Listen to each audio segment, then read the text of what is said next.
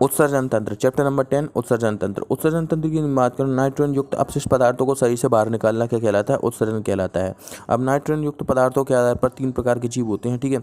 Ammonia का उत्सर्जन करने वालों को अमोनोटैलिक कहा जाता है, यूरिया का उत्सर्जन करने वालों को यूरियोटैलिक कहा जाता है, और यूरिक अम्ल का उत्सर्जन करने वालों को यूरिकोटैलिक कहा जाता है। तो अमोनोटैलिक में कौन कौन से जीव आते हैं, इसे याद करने के लिए एक ट्रिक है। मामा के गए हैं, ठीक है, मामा के गए हैं, माँ से हो जाएगा मछली, मछली में भी कौन सी? अस्थिल मछलियाँ, अस्थिल मछलियाँ किसका उत्सर्जन करती हैं? अमोनिया का, ये अमोनोटैलिक है, ठीक है। मामा, माँ से हो जाएगा मेढक का लार्वा, ठीक है, मेढक का लार्वा भी क्या अमोनिया का उत्सर्जन करता है। मामा, माँ से क्या हो जाएगा? मछली हो गया, मेढक हो गया, और इसके अलावा माँ से क्या आ जाता है? मछली हो गया, मेढक हो गया, मछली हो गया, मेढक हो गया, और मगरमच्छ, मगरमच्छ भी क्या करता है?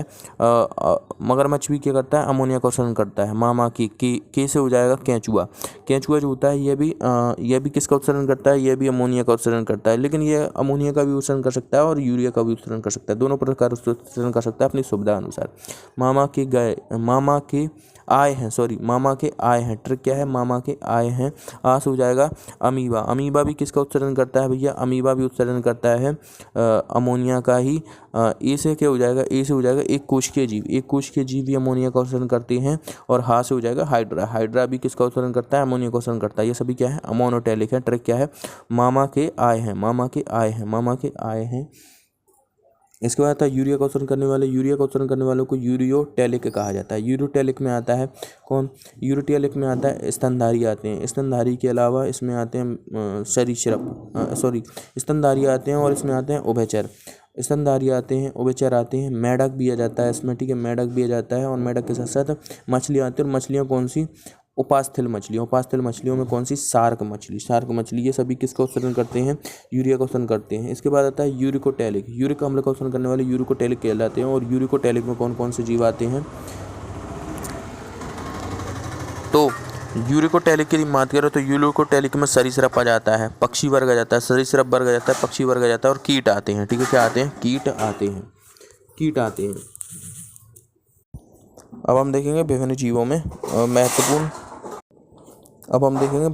महत्वपूर्ण उत्सर्जनांग, ठीक है। तो उत्सर्जनांगों को याद करने की एक ट्रिक है, कोच मोए एक कष्ट, ठीक है, कोच कॉकरोच, कॉकरोच जो होता है मेलपी की नलिकाओं द्वारा इनमें उत्सर्जन होता है। चपटे क्रमी जिन्हें फ्लैट वॉर्म में भी कहा जाता है, ज्वाला कोशिकाओं द्वारा इनमें उत्सर्जन होता है।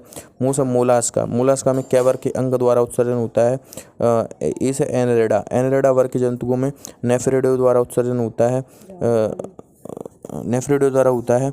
ए से क्या हो जाएगा? एनरेडा हो गया, कोच मोए एक ए से एस्केरियासिस हो जाएगा, एस्केरियासिस में एच आकार की रेनेट कोशिकाओं द्वारा उत्सर्जन होता है, और कशेरुकी प्राणी में वृक्क के द्वारा ही होता है। और इसके अलावा ऑर्थोपोडा की बात करें तो एंटीनरी ग्रंथियां, ग्रीन ग्रंथियों द्वारा इनमें उत्सर्जन देखने को मिलता है। अब हम देखेंगे मानव उत्सर्जन तंत्र के बारे में। मानव उत्सर्जन तंत्र में आता है वृक्क, वृक्क सबसे महत्वपूर्ण उत्सर्जन अंग होता है। इसके अलावा त्वचा भी उत्सर्जन कर सकती है, ठीक है, यकृत भी उत्सर्जन कर सकता है या करता ही है, ठीक है, और फेफड़े भी उत्सर्जन करते हैं। फेफड़े जो होते हैं कार्बनिक उत्सर्जन अंग में आते हैं, कार्बनिक पदार्थों का ये उत्सर्जन करने का काम करते हैं। तो सबसे पहले हम देखेंगे वृक्क के बारे में, वृक्क की संरचना के बारे में। तो वृक्क की मात्रा, वृक्क के 3 भाग होते हैं, रीनल कॉर्टेक्स, रीनल मेडुला और रीनल बेल्वस, ठीक है। वृक्क की मात्रा सेम के बीच के आकार के होते हैं, संख्या में 1 जोड़ी होती है। संख्या में कितने जोड़ी होते हैं? 1 जोड़ी होते हैं। इनकी लंबाई, चौड़ाई और मोटाई की बात करें तो लंबाई 12 सेंटीमीटर, चौड़ाई 5 सेंटीमीटर और मोटाई 3 सेंटीमीटर होती है। गहरे भूरे रंग के होते हैं। कैसे होते हैं? गहरे भूरे रंग के होते हैं। अब इसकी बात करें, देखो वृक्क की गहरे भूरे रंग के होते हैं। और वृक्क की बात करें, देखो वृक्क के कार्य क्या होते हैं? वृक्क के कार्य क्या होते हैं? वृक्क जो होता है वह देखो रक्त को छानने का काम करता है, सबसे महत्वपूर्ण कार्य।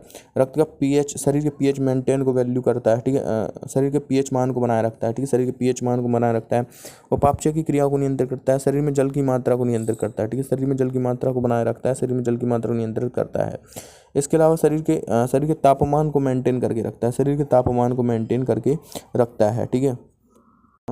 वृक्क की बात करें, देखो वृक्क में उपस्थित होते हैं नेफ्रॉन, नेफ्रॉन जो कि क्या करते हैं, देखो सबसे पहले क्या होता है कि वृक्क में चौड़ी या विवाही धमनी द्वारा अशुद्ध रक्त लाया जाता है, जिसमें यूरिया खनिज लवण होते हैं। इस यूरिया खनिज लवण को चूस कर कहाँ पर एकत्रित कर दिया जाता है? मूत्र के रूप में जल, यूरिया खनिज लवण जल को चूस कर रीनल वेल्वस में इकट्ठा कर दिया जाता है। तो मूत्र को समझ रीनल वेल्वस में इकट्ठा रहता है, फिर इसे मूत्र वाहिनियों द्वारा मूत्राशय में एकत्रित किया जाता है, जहाँ पर रिंग ऑफ मसल्स इस पर कंट्रोल करने का काम करती हैं। ठीक है, इसके बाद हम देखेंगे देखो और जो शुद्ध रक्त हो जाता है वह सक्रिय विवाहित धमनी द्वारा वापस ले जाया जाता है, जिसमें यूरिया खनिज लवण नहीं होता है। ठीक है, किडनी में पथरी, किडनी में पथरी जो होती है कैल्शियम सल्फेट, कैल्शियम ऑक्सलेट या कैल्शियम सिलिकेट की बनी होती है, कैल्शियम ऑक्सलेट या कैल्शियम सिलिकेट की बनी होती है, जो कि रीनल वेल्व्स में भी उपस्थित हो सकती है और मूत्र वाहिनियों में भी उपस्थित हो सकती है। ठीक है, किडनी फेलियर क्या होता है, किडनी के द्वारा मूत्र निर्माण प्रक्रिया को बंद कर देना क्या कहलाता है, किडनी फेलियर कहलाता है। इसके उपचार के लिए देखो किडनी ट्रांसप्लांट किया जाता है या फिर डायलिसिस की प्रक्रिया की जाती है। ठीक है, डायलिसिस की प्रक्रिया की जाती है। कृत्रिम गुर्दा जो होता है वह अपोहन के सिद्धांत पर काम करता है। इसके बाद आता है नेफ्रॉन। नेफ्रॉन की बात करें तो यह है उत्सर्जन तंत्र की संरचनात्मक एवं क्रियात्मक इकाई होती है, या हम कह सकते हैं वृक्क की संरचनात्मक एवं क्रियात्मक इकाई होती है। इसकी संख्या की बात करें तो दोनों वृक्कों में मिलाकर 20 लाख इनकी संख्या होती है, 2 मिलियन इनकी संख्या होती है, दोनों मिलाकर 1-1 मिलियन दोनों में होती है। ठीक है, तो इसका कार्य क्या होता है, मूत्र का निर्माण करना। ठीक है, इसका कार्य होता है मूत्र का निर्माण करना। इसमें सबसे पहले होता है ग्लोमेरुलस। ठीक है, फिर होता है वोमेन संपुट, फिर होता है समीपस्थ कुंडलित नलिका, फिर होती है हेनले का लूप, फिर होती है डूलर्स कुंडलित नलिका और फिर होता है संग्राहक नलिका। तो देखो ग्लोमेरुलस क्या करता है, ग्लोमेरुलस क्या करता है फिल्ट्रेशन प्रेशर के प्रभाव में ग्लोमेरुलल फिल्ट्रेट का निर्माण करता है और 24 घंटे के अंदर ये लगभग 180 लीटर ग्लोमेरुलल फिल्ट्रेट का निर्माण कर देता है। ठीक है, इसके बाद हेनले का लूप क्या करता है, हेनले का लूप जल और खनिज लवण जो मूत्र में आ गए हैं साथ मिलकर इन्हें पुनः अवशोषित करके कहाँ पर रक्त में मिला देता है। ठीक है, रक्त में मिला देता है। ठीक है, अब हम बात करेंगे मूत्र की मात्रा। तो देखो मूत्र का पीएच वैल्यू कितनी होता है, 6 होता है। ठीक है, मूत्र का पीएच मान 6 होता है। ये हल्के पीले रंग का द्रव होता है, हल्के पीले रंग का होता है। प्रत्येक मनुष्य में प्रतिदिन एक स्वस्थ मनुष्य में 1.5 से 2 लीटर मूत्र स्रावित होता है। मूत्र में लगभग 95% तो पानी होता है, 2.5% इसमें यूरिया देखने को मिलेगा और बाकी का 2.5% इसमें अमोनिया देखने को मिल जाएगा। ठीक है, ग्लूकोज देखने को मिल जाएगा, क्रिएटिनाइन, ह्यूप्रिक एसिड इसमें देखने को मिल जाते हैं। ठीक है, देखने को मिल जाते हैं। ठीक है, मूत्र की अधिकता। ठीक है, मूत्र की अधिकता की मात्रा, तो मूत्र की अधिकता से कौन सा रोग होता है, मूत्र की अधिकता अगर हो रही हो तो देखो पॉलीयूरिया रोग होगा। ठीक है, पॉलीयूरिया रोग, और ये होता है क्यों है, चाय कॉफ़ी ज़्यादा सेवन करने से या अल्कोहल का ज़्यादा सेवन करने से या ठंडों के दिनों में या वृक्क में संक्रमण हो या फिर डायबिटीज़ हो, इन स्थितियों में अधिक मूत्र आता है। ठीक है, अधिक मात्रा में मूत्र आता है। और यदि मूत्र कम आए तो वह कौन सा रोग होता है, ओलिगोयूरिया। ठीक है, ओलिगोयूरिया रोग होता है। ठीक है, ओलिगोयूरिया रोग होता है। डिसयूरिया रोग में क्या होता है, मूत्र का करते समय दर्द होता है। और हेमेटोयूरिया रोग में क्या होता है, हेमेटोयूरिया रोग में मूत्र के साथ आरबीसी आने लगती हैं।